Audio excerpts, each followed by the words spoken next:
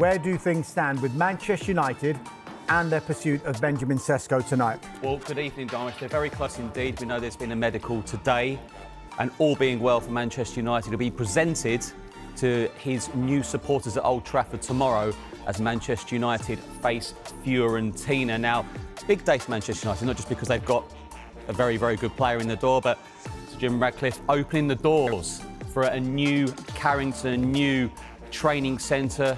Jim Ratcliffe saying it wasn't up to scratch before. So a big day for Manchester United.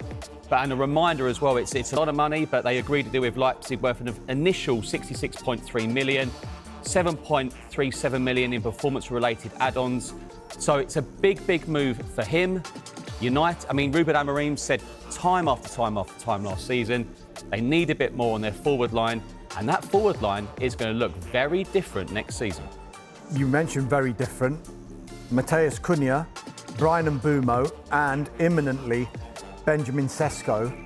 They've gone for it, haven't they? They've spent big in this window, haven't they? They have. And look, it's unheard of to think of Manchester United not in Europe. But maybe just 1 year for a reset. We know Ruben Amorim said constantly, time after, even when he was at Sporting, he likes to join clubs in pre-season. He doesn't like joining mid-season. And he said it when in his press conferences here.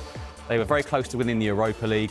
It was a very poor league position. But they have this reset now. And it's a very formidable front three. Matheus Cunha's been there for some time. Bryan Mbeumo's been done for a while. He was on that tour of the United States. And now Benjamin Sesko. So it's a new look United. They've spent big money and they're going for it. You say they're going for it.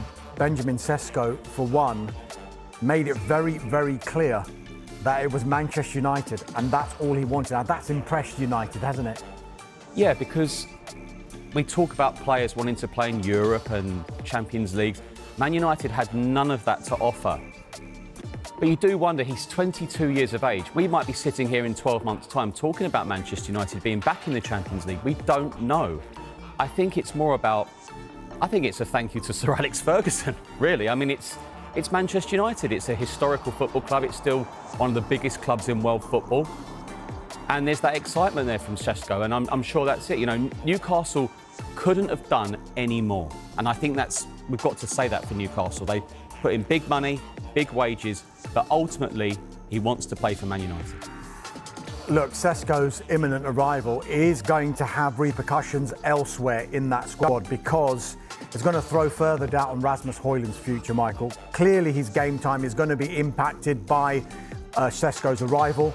Look, RB Leipzig did want to bring in Rasmus Højlund on loan, but he's been very bullish, publicly at least, about wanting to fight for his place in the Manchester United first team. However, it is now thought that bids of around £40 million would be considered by Manchester United for Rasmus Højlund. Now, interestingly, he wasn't one of those 5 players that we were talking about throughout this transfer window that Manchester United were willing to listen to offers for. Marcus Rashford, Jadon Sancho, Tyrell Malacia, Antony and Alejandro Garnacho. Let's talk about Garnacho because there have been developments, haven't there? There have been developments. One thing we've known all summer is that Chelsea like the player, but Manchester United want £50 million to sell Alejandro Garnacho this summer. It's not as if they don't think he's a good player. It's just, it looks like he needs to move on in terms of maybe the relationship he's got with Ruben Amorim. He was very unhappy with his Europa League final snub. He's made that very public. But the key from Chelsea's point of view, they think they can sign Garnacho for less than Manchester United's asking price. But there hasn't been a bid yet. And going back to Manchester United's side, he's got 3 years remaining on his contract at United. You feel that this probably will get done, but for what price, we'll have to wait and see. Yeah, Manchester United valuing him at £50 million because they'll look at other players that have gone for that amount as well, the likes of Anthony Elanga from Nottingham Forest and Newcastle, Noni Madueke, who actually left Chelsea for Arsenal. But I mentioned a couple of those other players. Jadon Sancho and Antony are two of the big ones that potentially could bring in money for Manchester United. Borussia Dortmund, we're told, remain in talks with Sancho's representatives over a deal, while dialogue remains open with United. No agreement on either at the moment, though it is thought he could be available for significantly less than the £25 million obligation price that Chelsea had when they signed him on loan last season. As for Anthony, there is plenty of interest in Anthony, but he's got one destination in his mind. It is Real Betis. He had such a fantastic loan spell with them last season. So as much as United will be positive about Benjamin Sesko coming in, they still do need to make these sales before the end of the transfer window. That said, you mentioned close to £200 million being spent in this transfer window if and when Sesko's deal is confirmed. But are they stopping there?